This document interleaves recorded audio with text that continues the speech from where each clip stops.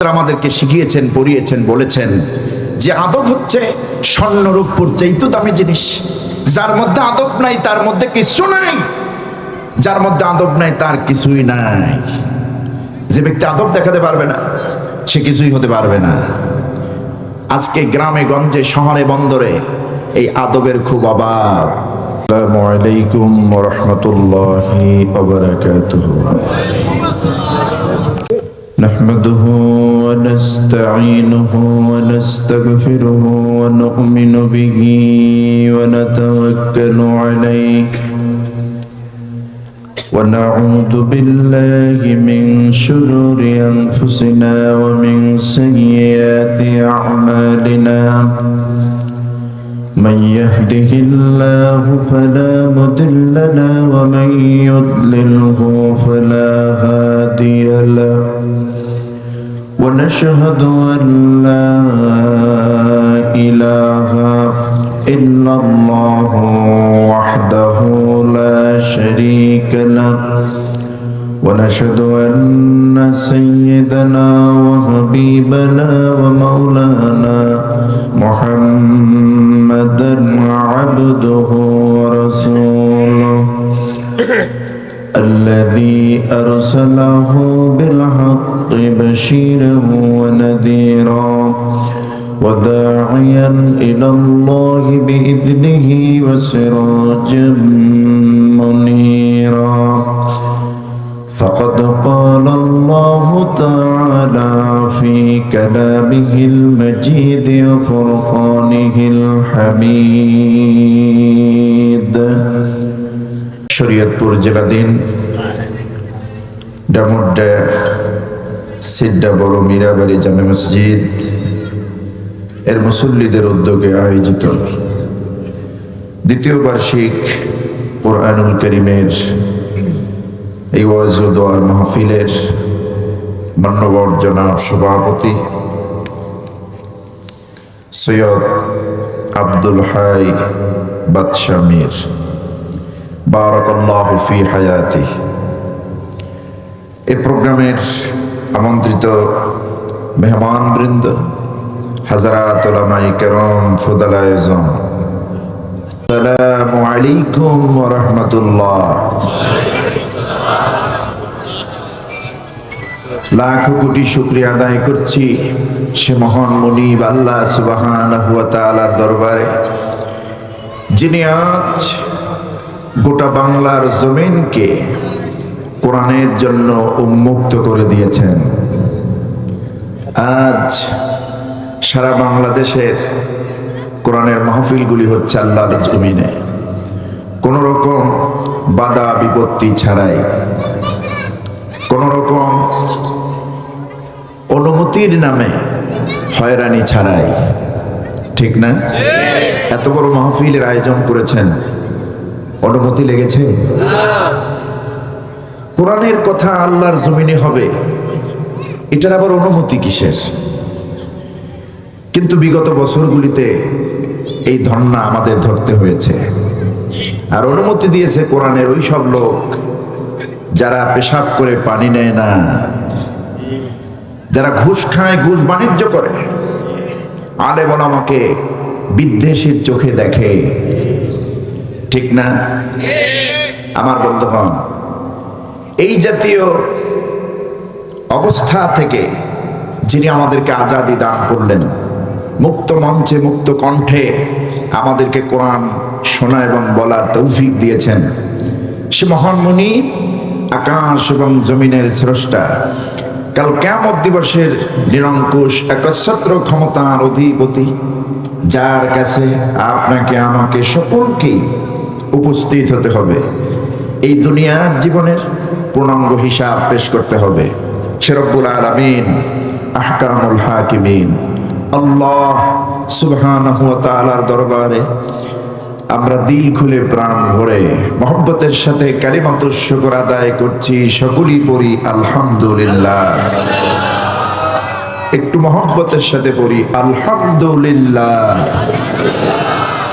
পড়ুন সবাই রব্বানা লাকাল হামদ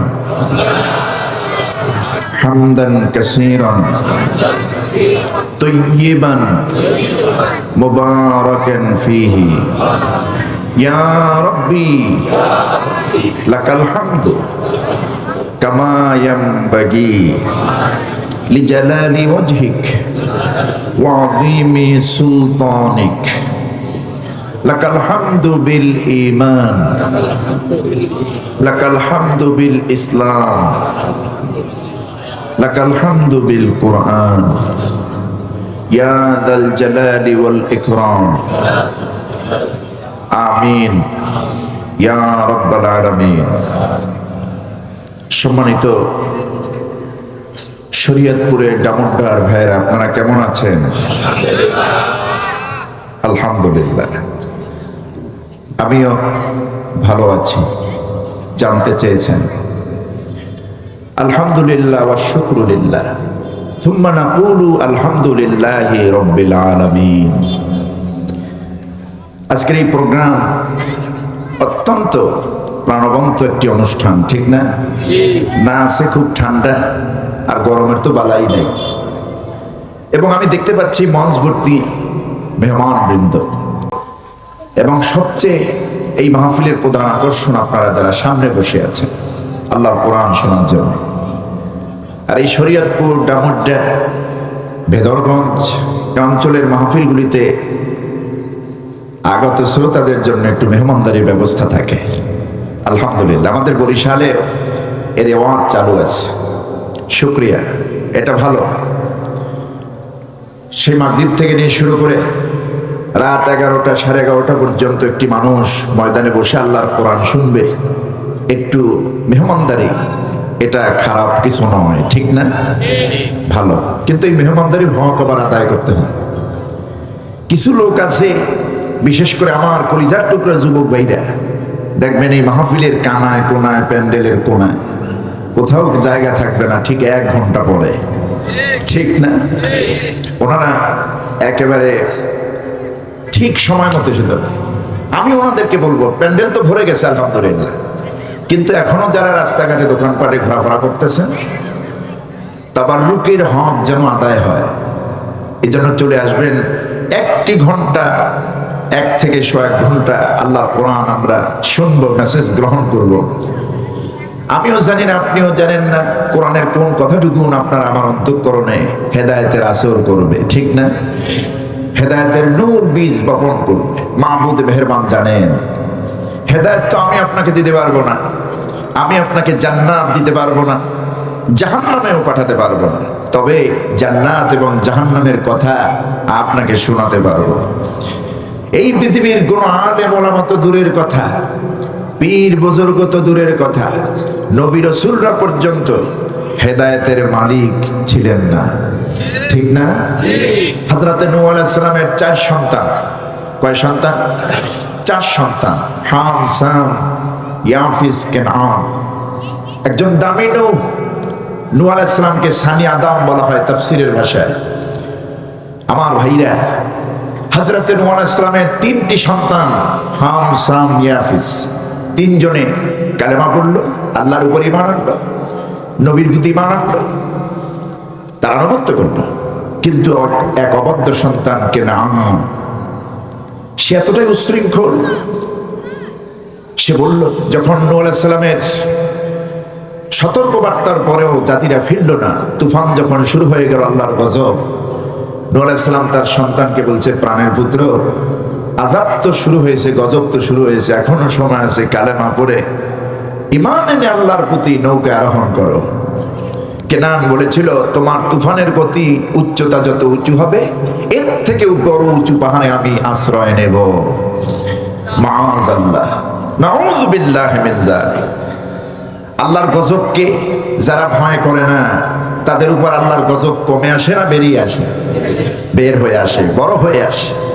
আজকে দেখুন, রানিং ওয়ার্ল্ড, পৃথিবীর সুপার পাওয়ার আমেরিকা, লস অ্যাঞ্জেলে পৃথিবীর স্মরণকালের ভয়াবহ দাবানলে পুড়ছে আমেরিকা, ঠিক না? কারণ ওরা পুরাইছে আমার গাজাকে, আমার ফিলিস্তিনকে, আমার ফিলিস্তিনের মসজিদগুলি গুড়িয়ে দিয়েছে, পুড়িয়ে দিয়েছে। হাসপাতালে নিরহ অসুস্থ ব্যক্তিকেও চিকিৎসা নিতে দেয়নি। ছোট্ট ছোট্ট মাসুম বাচ্চাদেরকে ওরা পোড়ায়া মেরেছে। এতটুকুন কৃপা, এতটুকুন দয়া ওদের অন্তঃকরণে জাগেনি, ঠিক না? ওদেরকে আল্লাহ শায়েস্তা করেছেন। এমন দাবানল শুরু হলো, প্রায় 50 থেকে 60 হাজার একর এরিয়া, এবং ওই এরিয়া একটা ক্যালিফোর্নিয়ার ওই এরিয়াটা এতই বেশি ভয়াবহ, নর্তকীরা, সিনেমার নায়িকা গায়িকেরা ওখানে বসবাস করে। পরশুদিনে একটা রিপোর্টে দেখলাম ওই এরিয়ার সব পুড়েছে, আল্লাহর ঘর একটি জায়গায় মসজিদ আগুন লাগেনি। হেফাজত করেছেন কে? আল্লাহ রাব্বুল আলামিন। সুতরাং গজবকে যারা ভয় করে না তারা তো পৃথিবীর সবচেয়ে অবাধ্য জাতি। নূহ আলাইহিস সালাম তার সন্তানকে বলল, সময় আছে, এখনো নৌকার মধ্যে আরোহণ করো। যখন এই কথা বলার পর তার কুফরি আরো বেড়ে গেল। আল্লাহ রাব্বুল আলামিন বাপ বেটার মাঝখানে তুফানের দেওয়াল তৈরি করে দিলেন, দুজনকে আলাদা করে দিলেন। হযরতে বিশ্বনবী মুহাম্মদ সাল্লাল্লাহু আলাইহি ওয়াসাল্লাম তার চাচা আবু তালিব, আপন চাচা, নাম শুনেছেন না? আবু তালিব কেমন চাচা, যিনি বাবার স্নেহ, ভালোবাসা, মমতা দিয়েছেন, আদর সোহাগ দিয়েছেন। নবীজি বলেছেন, আমি তো এতিম হয়ে দুনিয়ায় এসেছি, জন্মের পরে বাবার মুখ দেখিনি, দেখেছি কয়েক বছর মাকে, 6 বছরে হারালাম, 8 বছরে দাদা। এরপরে যিনি আমাকে দায়িত্ব নিলেন 16 থেকে 18টি বছর, পিতার স্নেহ, মায়ের স্নেহ, দাদার স্নেহ আমাকে দিলেন। আমার সেই চাচা আবু তালিব কতখানি ভালোবাসা দিয়েছেন আবু তালিব রাসূলুল্লাহকে সাল্লাল্লাহু আলাইহি ওয়াসাল্লাম। নিজের সন্তান আলীকে আলাদা বিছানায় শোয়ায় রাখতেন। আবু তালিব নিজের সঙ্গে শোয়াতেন না বিছানায়। এতিম পুত্র, এতিম সন্তান ভাতিজা মোহাম্মদকে বুকের সঙ্গে আগলে রেখে একই কম্বলে, একই চাদরের নিচে ঘুমায়েছেন মাসের পর মাস, বছরের পর বছর, দিনের পর দিন। কি দাবি, কি মহব্বত, কি ভালোবাসা, কি দায়িত্ব।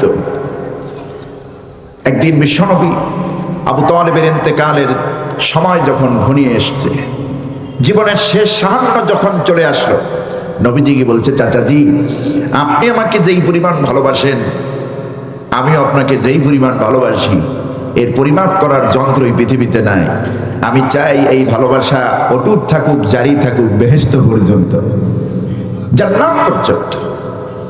সুতরাং আপনি আমাকে শোনায়া পড়ুন, লা ইলাহা ইল্লাল্লাহ মুহাম্মাদুর রাসূলুল্লাহ।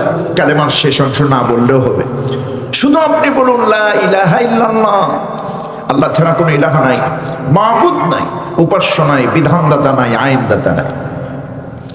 আপনারা বলুন, এত বিনয়ের পরেও আবু তালিব কি কালেমা পড়েছিলেন? ঈমান এনেছিলেন? কেন আনতে পারেনি? হেদায়াত নাই, হেদায়াত দেন।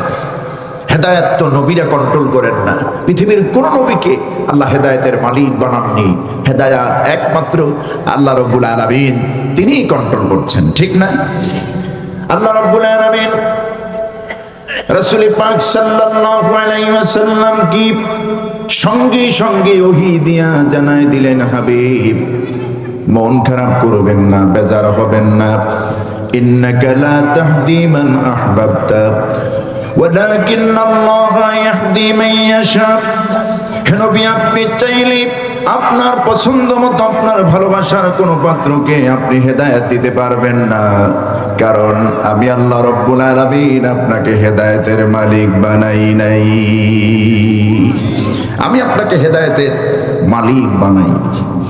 ওয়ালাকিন্নাল্লাহা ইয়াহদি মান ইয়াশা, বরং আল্লাহ রাব্বুল আলামিন তিনি কেবলমাত্র এমন সত্তা, এমন মালিক, এমন রব, যিনি চাইলে পরে যাকে চাইবেন কেবলমাত্র সেই হেদায়েত পেয়ে যাবে।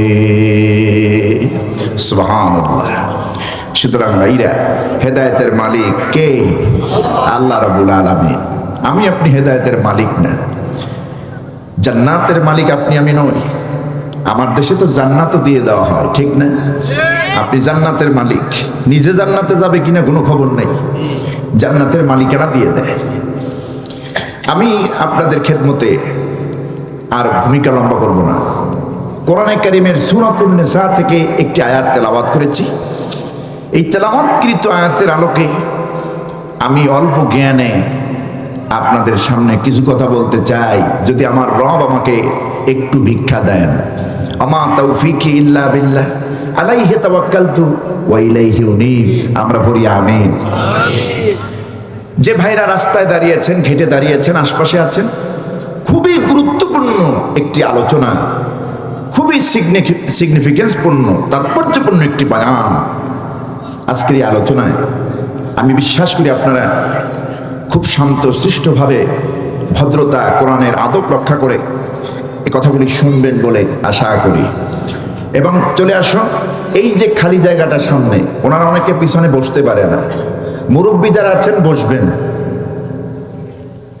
এখন যারা ইয়ং আছেন একটু মেহরবানি করে এই পাশটা একটু ভরে দেন, একটু ভরে দেন। এখানে তো পানি পড়ছে না, সামিয়ানা টপকাচ্ছে না, পড়ছে নাকি? হ্যাঁ, একটু পানি মনে হয় পড়ছে নাকি? তাহলে একটু আসেন না, এই জায়গাটা ইজারা দিয়েছেন কাউকে? যেভাবে খালি আছে একেবারে পদ্মার চরের মতো, ইজারা নেবে না কেউ। এখন এই ইজারা জান্নাতি ইজারা, সবার জন্য আম। বসে পড়ুন। এই যুবক ভাইরা একটু আসেন মেহরবানি করে। কথা শুনছেন ভাই? একটু শুনুন না, একটু আসুন। পরিবেশটা আগে ঠান্ডা হোক, শান্ত হোক, গোছালো হোক। মাঝখানে এই একদম সামনের জায়গাগুলি এতখানি গ্যাপ রেখে আমরা তো আল্লাহর কাছে জবাব দিতে পারবো না। পিছনে ভাইরা যদি আসেন বসতে পারবেন না। আলহামদুলিল্লাহ, আসুন একটু মেহরবানি করে সামনের জায়গাটা পূরণ করে বসুন। একটু আসুন, আসুন, মেহরবানি করে আসুন। আমরা কোরআনের আলোচনা শুরু করব। কাকে বলবো? সবাই তো মুরব্বী। যুবক ভাইরা কই? যুবক যারা আছেন তারা আসবেন, মুরব্বীরা উঠবেন না। মুরব্বীদের এখন জায়গাটা গরম হয়ে গেছে, ঠিক না? মুরব্বী মানুষ বসছে। আমি তো বুঝি আপনাদের দুঃখ, আপনাদের তো সন্তান আমি, কাজে আপনাদেরকে কষ্ট দিব না। যুবকরা ওই ফাঁক দিয়ে একটু জায়গা করে দিবেন যাতে ইয়ংরা ওই জায়গায় আসতে পারে, ওই জায়গায় যেন ইয়ংরা আসতে পারে, জায়গা করে দিবেন। আসুন, বিতাড়িত মরদুদ ইবলিসের ওয়াসওয়াসা থেকে পানা আছে পরম করুণাময় আল্লাহর নামে শুরু করছি। আমার সঙ্গে আপনারা পড়ুন, আউযু বিল্লাহি মিনাশ শাইতানির রাজীম। বিসমিল্লাহির রাহমানির রাহিম। ওয়া'বুদুল্লাহা ওয়া লা তুশরিকু বিহি শাইআ ওয়া বিল ওয়ালিদাইনি ইহসানা ওয়া বিযিল কুরবা ওয়াল ইয়াতামা ওয়াল মাসাকিনি ওয়াল জারি যিল কুরবা ওয়াল জারিল জুনুব والصاحب بالجنب وابن السبيل وما ملكت أيمانكم إن الله لا يحب من كان مختالا فخورا صدق الله العظيم। সূরাতুন নিসা, মা বোনদের নামে একটি সূরা আল্লাহ নাজিল করেছেন কোরআনে কারীমে। সূরাতুন নিসার 36 নম্বর আয়াতে কারিমা আমি আপনাদের খেদমতে তেলাওয়াত করেছি। আল্লাহ যদি চান এই একটি মাত্র আয়াতের আলোকে আমরা কিছু কথা বলার চেষ্টা করব, বলি ইনশাআল্লাহ। আগে তরজমা করি, এরপরে ব্যাখ্যা। আল্লাহ পাক বলছেন, ওয়া'বুদুল্লাহ, তোমরা আল্লাহর ইবাদত করো, আল্লাহর গোলামি করো, দাসত্ব করো, বন্দেগী করো। ওয়ালা তুশরিকু বিহি শাইআ, আর সেই আল্লাহর সঙ্গে কোনো কিছুকে শরীক করো না, পার্টনারশিপ বানাইও না, অংশীদার স্থাপন করো না। ওয়া বিল ওয়ালিদাইনি ইহসানা, আর পিতামাতার প্রতি ইহসান করো, দয়া করো, তাদের দায় হক আদায় করো, খেদমত করো। ওয়া বিযিল কুরবা, আর নিকটাত্মীয় যারা রয়েছে তাদের দায় হক আদায় করো, তাদের প্রতি ভালো ব্যবহার করো। ওয়াল ইয়াতামা ওয়াল মাসাকিন, এতিম যারা রয়েছে, মিসকিন যারা রয়েছে, তাদের সঙ্গে ভালো ব্যবহার করো, তাদের দায় হক আদায় করো। ওয়াল জারিজিল কুরবা ওয়াল জারিল জুনুব, আত্মীয় প্রতিবেশী, অনাত্মীয় প্রতিবেশী যারা রয়েছে এদের উপরও ইহসান করো, দয়া করো, এদের দায় হক আদায় করো। ওয়াসসাহিবি বিল জাম, তোমার পাশের সাথী, বসবাসরত অবস্থায় যিনি তোমার পাশে থাকেন, অবস্থান করেন, বসবাস করেন, এমন ব্যক্তি, এমন সাহেবের হক আদায় করো। অবনিস সাবিল, রাস্তার সাথী যিনি হবেন, চলার পথে তোমার পাশের সিটে যিনি বসবেন, ওই সাথীর হক আদায় করো। ওয়ামা মালাকাত আইমানুকুম, আর তোমাদের অধীনস্থ যারা রয়েছে, চাকর বাকর, দাস দাসী, ঘের দারোয়ান, গাড়ির চালক, তারপরে কেয়ারটেকার, যারা তোমাদের অধীনস্থ রয়েছে এদের দায় হক তোমরা আদায় করো। ইন্নাল্লাহা লা ইউহিব্বু মান কানা মুখতালান ফখুরা, নিঃসন্দেহে আল্লাহ পাক ওই ব্যক্তিকে পছন্দ করেন না যিনি অহংকার এবং দাম্ভিকতার সাথে থাকে। নাউজুবিল্লাহ। এ হচ্ছে এই আয়াতের সাধারণ অর্থ, সরল তর্জমা। এবার আসুন ব্যাখ্যায়। আল্লাহ রাব্বুল আলামিন বলেন, ওয়া'বুদুল্লাহা ওয়া লা তুশরিকু বিহি শাইআ। আমার মুমিন বান্দারা, যারা তোমরা আমার প্রতি ঈমান এনেছো, আল্লাহ কি বিশ্বাস করেছো, পরকাল আছে, পরকালে উঠতে হবে, আল্লাহর দরবারে জবাব দিতে হবে। নবীর প্রতি যারা ঈমান এনেছো, কোরআনের প্রতি, ফেরেশতাদের প্রতি যারা ঈমান এনেছো, আমার মুমিন বান্দারা, এক আল্লাহ রাব্বুল আলামিনের গোলামি করো, দাসত্ব করো, বন্দেগী করো। আল্লাহ ছাড়া কারো গোলামি, দাসত্ব করা যাবে না। এ হলো প্রথম অর্ডার আল্লাহর, ওয়া'বুদুল্লাহ, আল্লাহর ইবাদত করো। প্রথম আয়াতটি আল্লাহ পাক বললেন হুকুম দিয়া, অর্ডার করলেন, আমরের সিগা ব্যবহার করলেন, ওয়া'বুদুল্লাহ, তোমরা আল্লাহর ইবাদত করো। সেকেন্ড শব্দ হলো ওয়ালা তুশরিকু বিহি শাইআ, নাহির সিগা ব্যবহার করলেন, যে আল্লাহর ইবাদত করবে তোমরা, খবরদার ভুলেও ওই আল্লাহর সঙ্গে কোনো কিছুর শরীক যেন না হয়ে যায়। আল্লাহর সাথে শিরক করবে না, অংশীদারিত্ব স্থাপন করবে না, পার্টনারশিপ বানাবে না। এই আয়াতের মধ্যে দুটি অংশে আল্লাহ কথা বললেন, একটা হচ্ছে হক্কুল্লাহ আর একটি হচ্ছে হক্কুল ইবাদ। এই দুটি অংশে, দুটি বিষয়ের উপরে আমি আজকে আপনাদের খেদমতে কিছু কথা বলতে চাই ইনশাআল্লাহ। এই আয়াত যখন নাজিল হলো, সহিহ বুখারীর বর্ণনা, রাসূলুল্লাহ সফরে ছিলেন, হযরত মুআয বিন জাবাল রাদিয়াল্লাহু আনহু হুজুরের পেছনে ছিলেন সাওয়ারির উপরে। নবীজি মুআযকে জিজ্ঞেস করলেন, মুআয রে, তুমি কি জানো বান্দার কাছে আল্লাহর চাহিদা কি, দাবি কি? বান্দার কাছে আল্লাহর হক কি, বান্দার উপরে আল্লাহর হক কি? হযরত মুআয বিন জাবাল তো অকপটই জবাব দিয়ে দিতে পারতেন, কিন্তু না দিয়ে হযরত মুআয বলতেছেন, এ ব্যাপারে আল্লাহ এবং তার রাসূলই ভালো জানেন। সাহাবীদের একটা আদব হলো, নবীর সামনে কোনোদিন এইভাবে বলতেন না যে আমি এইটা পারি, ওইটা পারি। কথা বুঝতেছেন? হুজুর যেই বিষয় জিজ্ঞেস করতেন, সাহাবীর আদব রক্ষা করতেন। সাহাবীদের বক্তব্যের জবাবের বক্তব্যই ছিল, এ ব্যাপারে আল্লাহ এবং তার রাসূল ভালো জানেন। এটাই আদব, এটাই আদব। আজকে সমাজে বেয়াদবে ভরে গেছে, বেয়াদবে ভরে গেছে। দোয়ায় কুনুত শিখছে, খতিব সাহেবের উপরে খবরদারি করে। আছেন এরকম? আচ্ছা, আপনি কি শিখেছেন বলেন তো? একজন আলেম যিনি খতিবের আসনে বসেন, মেম্বরে, তিনি দাওরা কমপ্লিট করেছেন, মাস্টার ডিগ্রি কমপ্লিট করেছেন, ফরজ যাই না একেবারে ইমাম সাহেব, খতিব সাহেবের উপরে খবরদারি করেন। আছেন এরকম? আছে। বেয়াদব, বেয়াদব।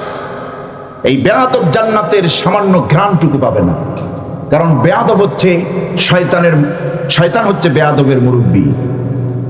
বেয়াদব শয়তান কিসের মুরব্বী? বেয়াদবদের। শয়তান হচ্ছে বেয়াদবদের মুরব্বী। বেয়াদবি করে শয়তান, করেছে, আল্লাহর সঙ্গে নাফরমানি করেছে, বেয়াদবি করেছে। এই বেয়াদবকে আল্লাহ পছন্দ করেন না। আল আদাবু খায়রুম মিনাজ যাহাবি ওয়াল ফিদ্দা। আমাদের ওস্তাদরা আমাদেরকে শিখিয়েছেন, পড়িয়েছেন, বলেছেন যে আদব হচ্ছে স্বর্ণ রূপোর চাইতে দামি জিনিস। যার মধ্যে আদব নাই তার মধ্যে কিছু নাই। যার মধ্যে আদব নাই তার কিছুই নাই। যে ব্যক্তি আদব দেখাতে পারবে না সে কিছুই হতে পারবে না। আজকে গ্রামে গঞ্জে শহরে বন্দরে এই আদবের খুব অভাব। আমরা এখন ওস্তাদ দেখলেই যিনি জালালাইন পড়িয়েছেন, নুরুল আনোয়ার পড়িয়েছেন, মেশকাত পড়িয়েছেন, ইবনে কাসির পড়িয়েছেন, শরহে বেকায়া পড়িয়েছেন, এই কিতাবগুলো আমাদেরকে পড়িয়েছেন যারা, এখন ওই ওস্তাদদেরকে দেখলে ওই রাস্তা দিয়ে হাঁটি না, একটু পাশ দিয়ে হেঁটে যাওয়ার চেষ্টা করি, যদি ওনারা বুকের মধ্যে টেনে নেন যে তোমাদেরকে দেখলে আমাদের কলিজার মধ্যে শান্তি আসে যে এখনো আমাদের ছাত্র আছে, আলহামদুলিল্লাহ।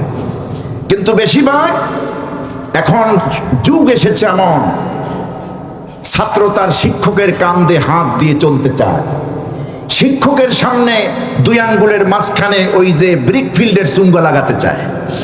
কথা বুঝতেছেন? আদব নাই, ঘরে আদব নাই, স্ত্রী তার স্বামীর নাম ধরে ডাক দেয়। কথা বুঝতেছেন? সন্তান মা বাপকে আদব করে না, আদব দিয়ে কথা বলে না। এই আদবের বড় অভাব। রাসূল পাক সাল্লাল্লাহু আলাইহি সাল্লামের সাহাবীরা জীবনেও ইচ্ছাকৃতভাবে রাসূলুল্লাহর সঙ্গে কোনোদিন কেউ বেয়াদবি করেনি, কিন্তু কোনো ক্রমে হুজুরের সঙ্গে কোনো আচরণে যদি বেয়াদবি হয়েও যেত আল্লাহ তাআলা সহ্য করতেন না।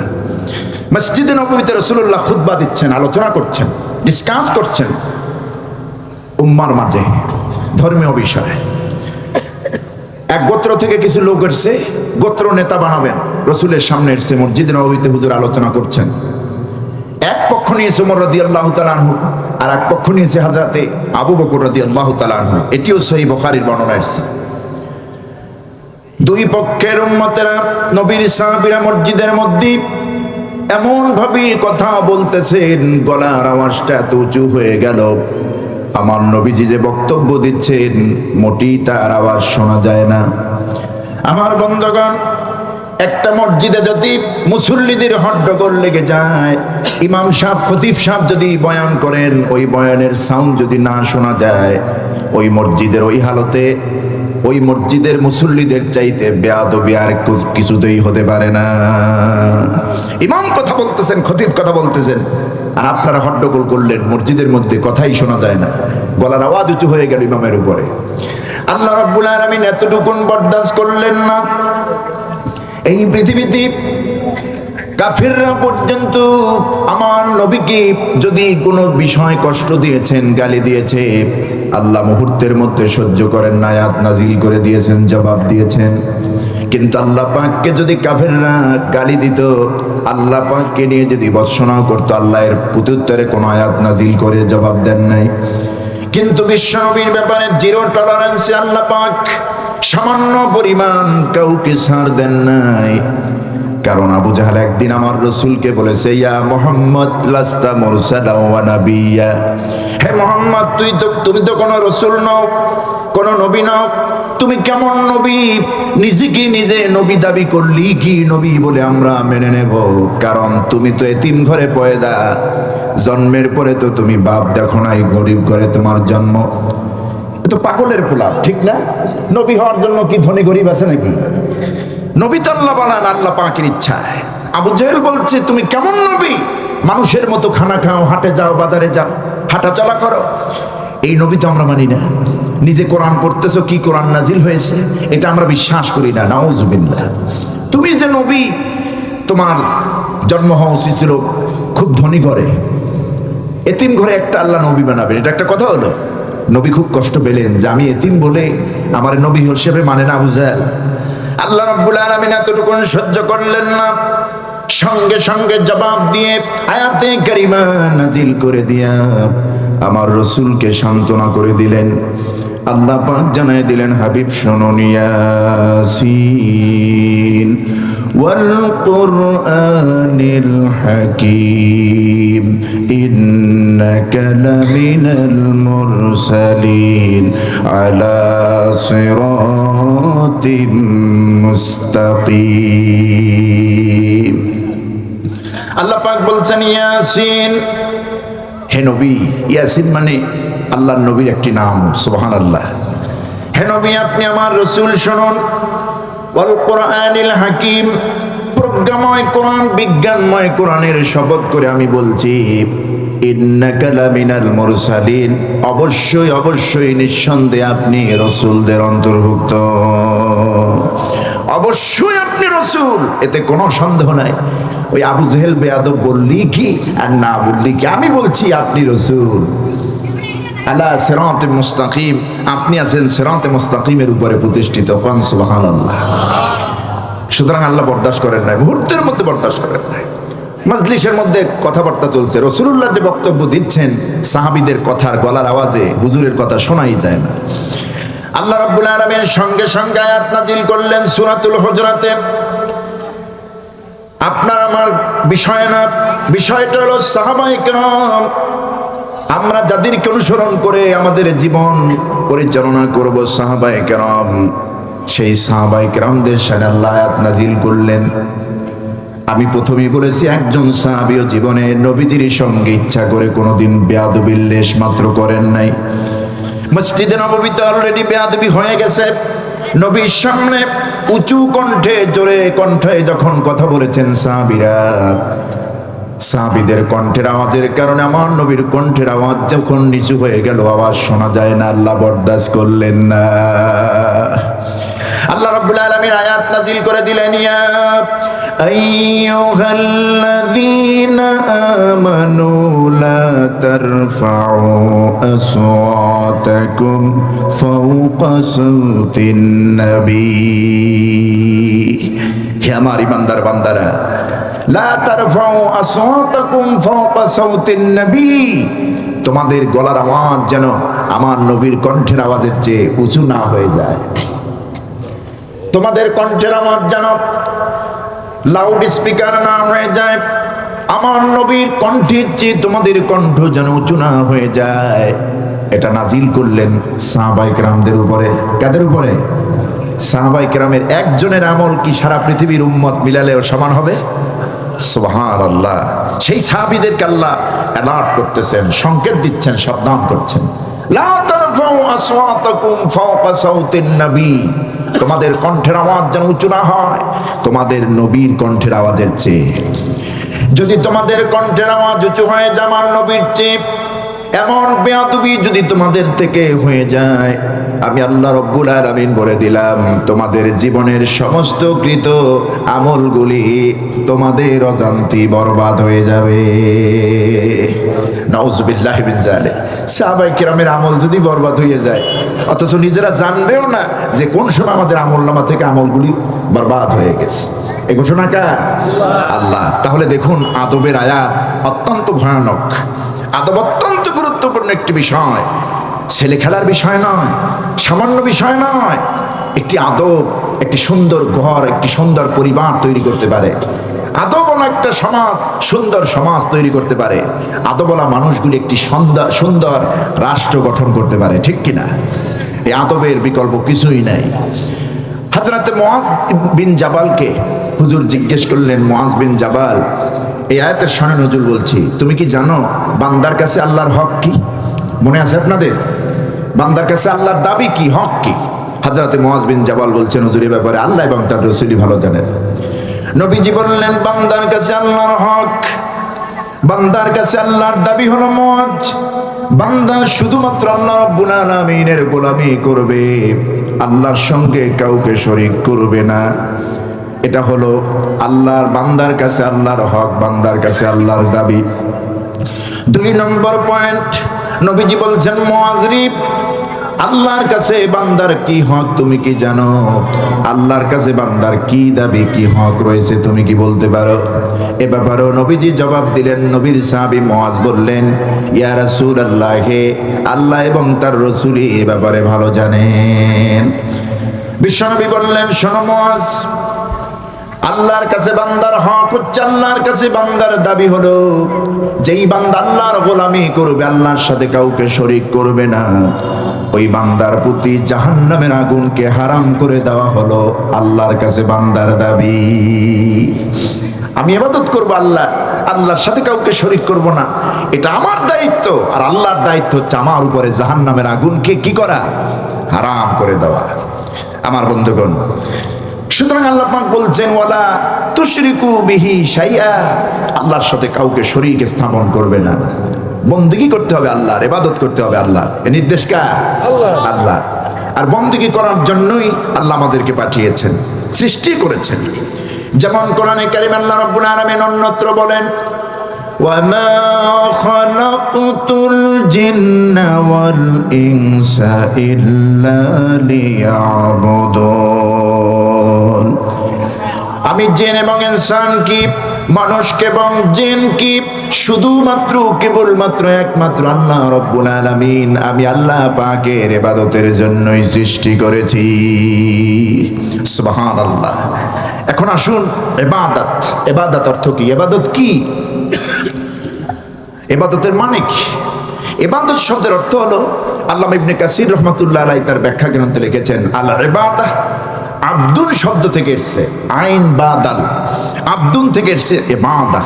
আল উবুদিয়্যাহ এর অর্থ হচ্ছে অসহায়ত্ব প্রকাশ করা, ভয় প্রকাশ করা, এরপর অটুট ভালোবাসা, আনুগত্য, দাসত্ব, গোলামি, এভাবে অনেকগুলি অর্থ তিনি তার কিতাবের মধ্যে রেখেছেন।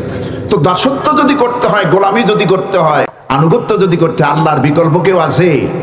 কথা বলুন, আছে? নাই। গোলাম হয়ে আমরা গোলামি করবো কার? আল্লাহ রাব্বুল আলামিন। আল্লাহ বলছেন, বান্দা তুমি কি মনে করো শুধু তুমি ইবাদত করো এই পৃথিবীতে, তুমি আমাকে সিজদা দাও? না, বিচরণশীল এমন কোনো প্রাণী নাই যেই প্রাণীগুলি আমি আল্লাহ পাককে সিজদা দেয় না। আসমানে যা আছে, জমিনে যা আছে, সমস্ত প্রাণীগুলি আমি আল্লাহকেই সিজদা দেয়। সুবহানাল্লাহ। আল্লাহ রাব্বুল আলামিন বলেন, ওয়ালিল্লাহি ইয়াসজুদু মান ফিস সামাওয়াতি ওয়াল আরদি তাওআন ওয়া কারহা। আসমান এবং জমিনে এমন কোন প্রাণী নাই, এমন কোন মাখলুক নাই যেই মাখলুকগুলি প্রতিনিয়ত আল্লাহ রাব্বুল আলামিনকে সিজদা দেয় না। আল্লাহর নামের তাসবিহ পড়ছে, আল্লাহর নামের জিকির করছে সব প্রাণীরা। এই প্রমাণ তো হযরত ইউনূস আলাইহিস সালাম মাছের পেটে পেয়েছেন। মাছের পেটে যখন তিনি ছিলেন টানা 40 দিন, কয়দিন? টানা 40 দিন একজন পয়গম্বর মাছের পেটে, তাও একজন নবী।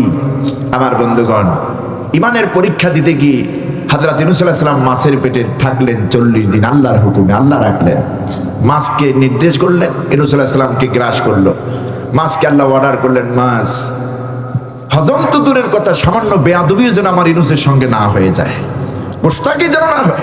তোর পেটটারে আমি আমার ইউনূসের জন্য মসজিদ বানিয়ে দিলাম, তোর পেটটাকে আমি আমার ইউনূসের জন্য মসজিদ বানিয়ে দিলাম, ইবাদতের জায়গা বানিয়ে দিলাম।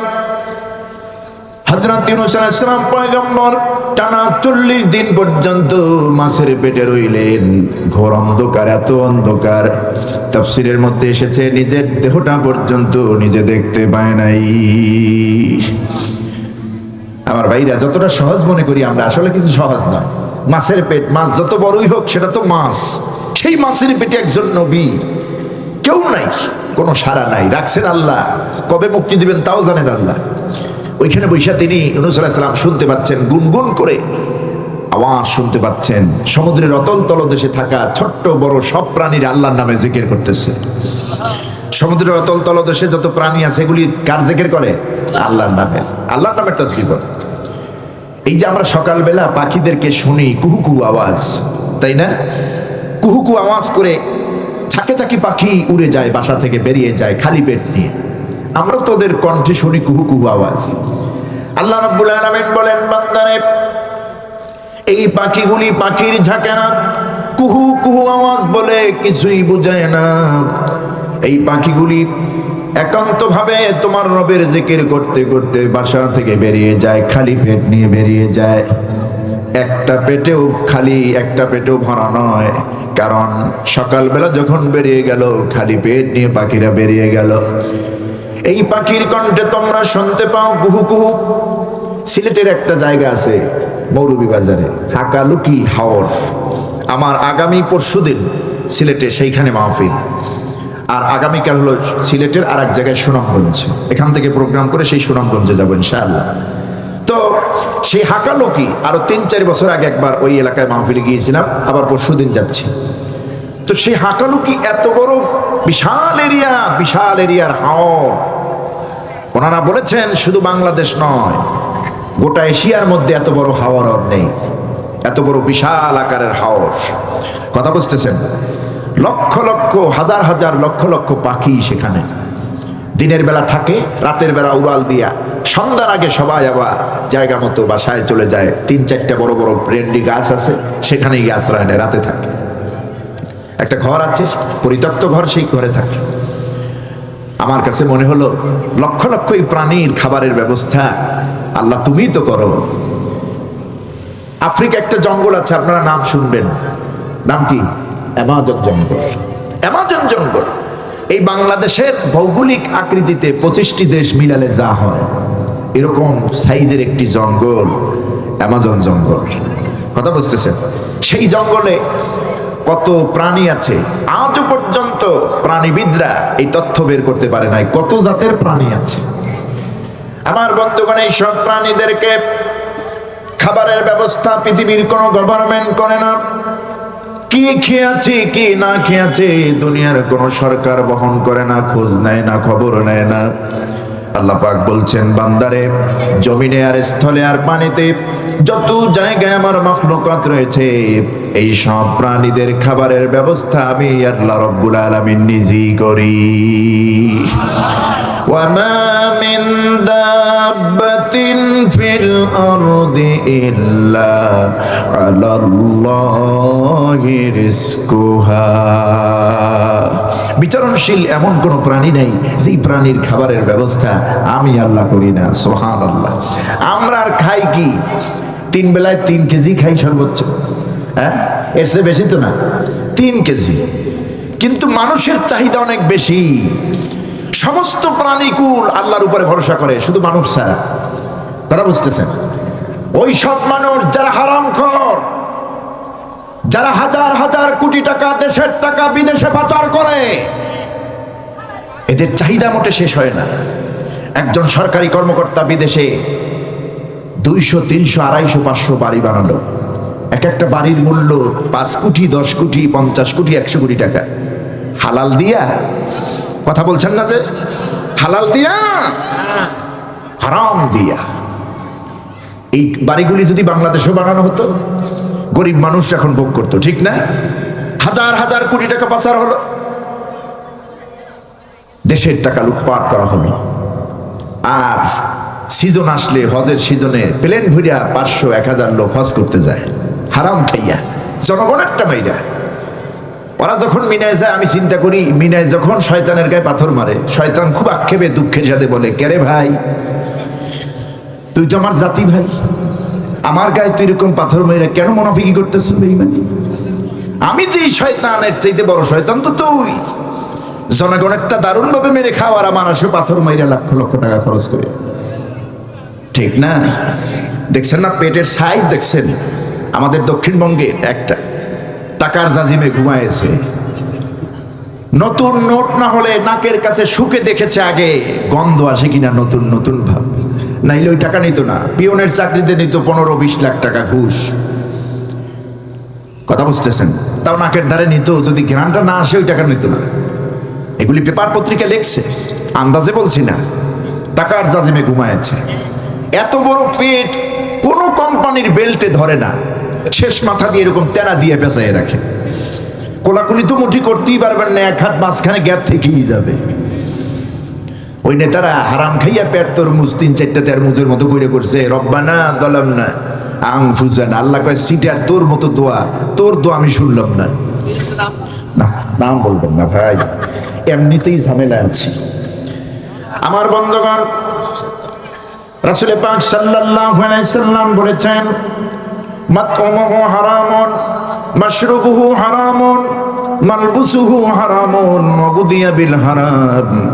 যার পোশাকটা হারাম, যার শরাবটা হারাম, যার খাবারটা হারাম, এমনকি পা থেকে মাথা পর্যন্ত যার দেহটা হারাম দিয়ে গঠিত, ওই ব্যক্তি যতই বলুক রব্বি রব্বি অথবা রব্বানা রব্বানা, আল্লাহ কয় তোর দোয়া আমি শুনলাম না। এদের দোয়া কি আল্লাহ শুনতে পারে? না। হারাম খাইয়া টাকার পাহাড় করেছে। নবীজি সহিহ বুখারীর বর্ণনা, এটাও হুজুর বলেছেন, এদের পেটের ক্ষুধা কবরের মাটি ছাড়া মিটবে না। এদেরকে যদি একটা স্বর্ণের পাহাড় দেওয়া হয়, এরা চাইবে আর একটি পাহাড়। এদেরকে যদি মাঠ ভর্তি একটি স্বর্ণের মাঠ দেওয়া হয়, আর একটা মাঠ চাইবে। নবীজি বলেছেন, লা ইয়ামলাউ জাওফা ইবনে আদমা ইল্লা তুরাব, এই বনি আদমের পেটের ক্ষুধা কবরের মাটি ছাড়া কিছু দিয়ে ভরবে না। মানুষের যত চিন্তা, টেনশন, কি খাবো, নিজের জন্য, ছেলের জন্য, নাতির জন্য রাখলেই তো হয়। আহারে 100 পুরুষ কি খাবে? হারাম টাকা পাহাড় জমায়ে যায়, ঠিক না? এমন সময় হাজার হাজার কোটি টাকা পাচার করেছে। আমার দেশে দুধের বাচ্চার দুধ কিনতে না পেরে মা তাকে বিষ পান করিয়ে দুনিয়া থেকে বিদায় করেছে। স্বামী স্ত্রী দুইজনে গলায় দড়ি দিয়ে আত্মহত্যা করেছে। তা দুধের বাচ্চাকে দুধ কিনে দিতে পারে না, খাবার দিতে পারে না। এরকম দেশ আমাদের যখন ছিল, এই সময় হাজার হাজার কোটি টাকা পাচার করেছে আল্লাহর ওলিরা, ঠিক না? আমার বন্ধুগণ, এদেশকে আমরা চাই, এই দেশে চাই দুর্নীতিমুক্ত দেশ, সন্ত্রাস মুক্ত দেশ, চাঁদাবাজ মুক্ত দেশ, টেন্ডারবাজি মুক্ত দেশ। আপনারা কি গুছাইয়ে গেলেন নাকি? কথা বলছেন না কেন? আপনারা কি চান না 56,000 সোনার বাংলাদেশ, এই স্বাধীন সার্বভৌম একটি সুন্দর দেশে পরিণত হন, যেই দেশে থাকবে না কোনো চাঁদাবাজি, যেই দেশে থাকবে না কোনো টেন্ডারবাজি, যেই দেশে থাকবে না কোনো গুম খুন আয়নাঘর, এগুলি কিচ্ছু থাকবে না। এই নীতি, এই সভ্য দেশ, শান্তির দেশ যদি পেতে হয়, আল্লাহর কসম, কোরআনের বিকল্প নাই, কোরআনের রাজের বিকল্প নাই। কোরআনের রাজ কায়েম করতেই হবে, না হলে একদল খাবে আর একদল যাবে। স্বাধীনতার পর থেকে এ পর্যন্ত আমরা এগুলিই দেখে আসছি। আমি কোনো দলকে ইন্ডিকেট করলাম না। আবার কোন দলের লোক আমার উপরে বেজার হবেন, বদদোয়া দিবেন, অবশ্য অপরাধী হলে বদদোয়া দিলেও আল্লাহর কাছে যাবে না। আমার বন্ধুগণ, সুতরাং স্বাধীনতার পর থেকে আমরা যা দেখেছি, এখন দেখার বাকি আছে কোরআনের রাজ। যে যেভাবে দেশ চালিয়েছেন, বেশ ভালো চালিয়েছেন আপনারা, কিন্তু এখন আমরা দেখব কোরআনের রাজটা দেখতে চাই। আমার বন্ধুগণ, এই কোরআনের রাজ যদি বাংলার জমিনে কায়েম হয়ে যায়, ক্ষুধা থাকবে না, দারিদ্র থাকবে না। আমি ঢাকা শহরে যখন বৃহস্পতিবার, ঢাকায় তো জুমার পড়াই পল্লবীতে, আমি যখন বৃহস্পতিবার রাতে ঢুকি, ঢাকার শহরের বিভিন্ন জায়গায় ফুটপাতি কত মানুষ কি ঘুমাতে দেখি, একটা চাদরের নিচে মা ঘুমিয়েছে, বাবা ঘুমিয়েছে, সন্তান ঘুমিয়েছে, 4-5 জন মিলে একটা চাদরের মধ্যে। এদের থেকে মানবতর জীবন আর কারো হয় না, কারণ একই ফুটপাতে ঘুমায় আছে পরিবার, একটা চাদরের মধ্যে, পাশে ঘুমায় আছে কুকুর, রাস্তার কুকুর ঘুমিয়ে আছে পাশে একটা পরিবার একটা চাদরের নিচে। আর আপনারা আমাদেরকে মানবতার স্লোগান দেন, শেখান, কোরআনওয়ালাদের হাতে একটু ক্ষমতাটা দেন না ইনশাআল্লাহ। হযরত ওমর বলেছেন, আমার রাজ্যে মানুষ তো দূরের কথা, একটা কুকুর যদি না খেয়ে মারা যায়, কিয়ামতের দিন কঠিন থেকে কঠিন জবাব দিতে হবে আল্লাহর কাছে। আমরা তো মানুষ, আমরা তো কুকুর নই, আশরাফুল মাখলুকাত। আমাদের হকগুলি কোথায়? সব ডুবাই দিচ্ছেন আর বলেন দেশটা হুজুররাই খাইল, ঠিক না? হুজুররা দেশ খাইছে। আমার এই পোশাক ছাড়েন, আমি কি খুব মোটা নাকি? আমার পেট আছে নাকি? কয়েকজন হুজুরে কি খায়? অবশ্য গ্রাম অঞ্চলের ইমাম সাহেবরা একটু দাওয়াত টাওয়াত বেশি খায়, এটা ছাত্র জীবনে আমরাও খাইছি, কিন্তু সব হুজুররা খান না। হুজুররা খাইলেই বা কি? হুজুরদেরকে খাওয়ায়, সম্মানের খাওয়া আল্লাহ দেয়, আপনারা খাওয়ান, ঠিক কিনা? আপনারাই তো হুজুরদেরকে খাওয়ান। হুজুর আটটু নেন, আটটু নেন। এক জায়গায় মাহফিলে গেলাম গত বছর, আগের বছর, এই নেতারা যারা বলে হুজুররা দেশটা রেখাইছে, ওনাদের কথা বলি। গাজীপুরে একটা প্রোগ্রামে গেলাম, তো ভাত খাইলাম না ওয়াজের আগে, বললাম পরে খাবো। ভাইয়ের বাসা থেকে এসছি গাজীপুরে, সাভার থেকে এসছি, সেখানে একটু বড় ধরনের নাস্তা খেয়েছি, ক্ষুধা নেই, ওয়াজের পরে খাবো। তো ভাইকে, ভাতিজাকে নিয়ে গেলাম। ওয়াজ শেষে মাশাআল্লাহ আমরা গেলাম বাড়িতে, ওই বাসায় গেলাম খাবার খেতে। যখন চকিতে খাটে বসছি, উনি আমার কাছে এসে বলছে, সরি হুজুর, খাবার নাই। বললাম কেন? কয় নেতারা খাইয়া সব শেষ করছে। কথা বুঝতেছে? দলে দলে নেতারা এসে খাবার খাইছে, হুজুরদেরকে দোষ দেয়, হুজুররা দেশটারে খাইছে। আমার বন্ধুগণ, ইসলামী সমাজ ব্যবস্থা ছাড়া, কোরআনের আইন ছাড়া এদেশে স্থায়ী শান্তি আসবে না, আসবে না। ইট ইজ কোয়াইট ইম্পসিবল, একেবারে অসম্ভব। লিখে রাখেন, পূর্ণভাবে লিখে রাখেন, একেবারে অসম্ভব। ইসলামী হুকুমত ছাড়া এই দেশে শান্তি আসতে পারে না। সে দল আপনি যাই করুন, কোরআনটা নিয়ে আপনি সংসদে যাওয়ার জন্য ময়দানে ঝাঁপিয়ে পড়ুন, আপনার সঙ্গে আমরা আছি, আমরা আছি, আমার পরিবার আছে, আমার বন্ধু বান্ধব আছে, সবাই কিনে আপনার দলে যোগ দেব। কিন্তু কোরআন ছাড়া যদি এই দেশের কল্যাণ করতে চান, মানব রচিত আইন দিয়া কিয়ামত পর্যন্ত এটা সম্ভব নয়। লেনিনের আইন দিয়া, মাওসুদের আইন দিয়ে, কার্ল মার্কসের আইন দিয়ে, ডারউইনের আইন দিয়ে এটা সম্ভব নয়। কোরআনের আইন দিয়ে এটা সম্ভব, ঠিক না আমার বন্ধুগণ? যাই হোক, বলছিলাম হযরত ইউনূস আলাইহিস সালামের কথাই বলছিলাম। পয়গম্বর চলে গেলেন মাছের পেটে, টানা 40টা দিন। সময় তো কম, ফুরিয়ে আসছে তাড়াতাড়ি। আপনাদের কষ্ট হচ্ছে?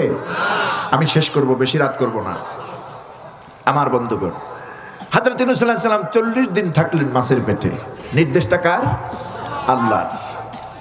40 দিনের ভেতরে তিনি যখন শুনতে পেলেন সমুদ্রের অতল তলদেশে ছোট বড় প্রাণীগুলি আল্লাহ পাকের নামের জিকির করে তাসবিহ পড়ে, তার নামে তাহমিদ পড়তেছে, হযরত ইউনূস আলাইহিস সালাম দেরি করলেন না। ইউনূস আলাইহিস সালাম বুঝতে পেরেছেন এই গভীর সমুদ্রে মাছের পেটে আমাকে রক্ষা করতে পারবে শুধু আমার আল্লাহ ছাড়া আর কেউ না।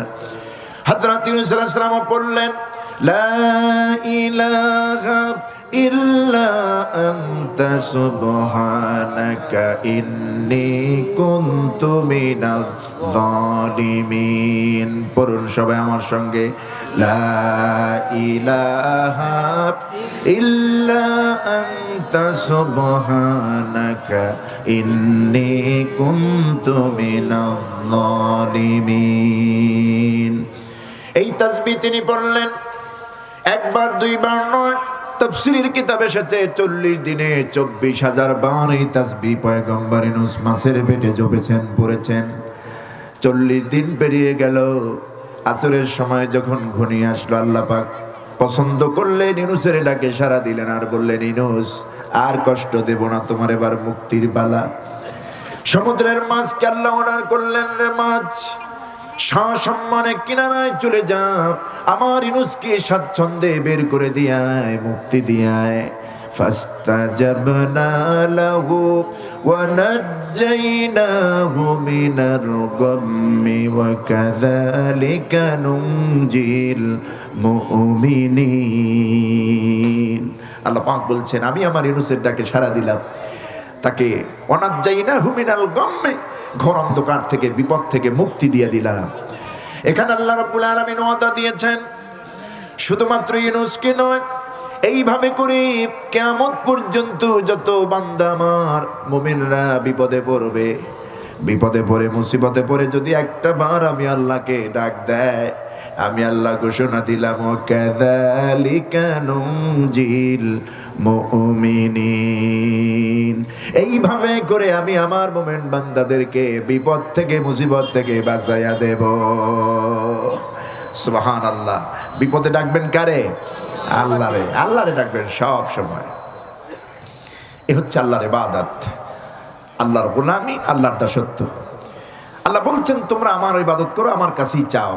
আর আমরা তো এটাই করি, দৈনিক 5 ওয়াক্ত নামাজে আল্লাহর ইবাদত করি, আল্লাহর কাছে কিন্তু সাহায্য চাই। আমরা সূরাতুল ফাতিহায় কিন্তু কথাই বলি, একথা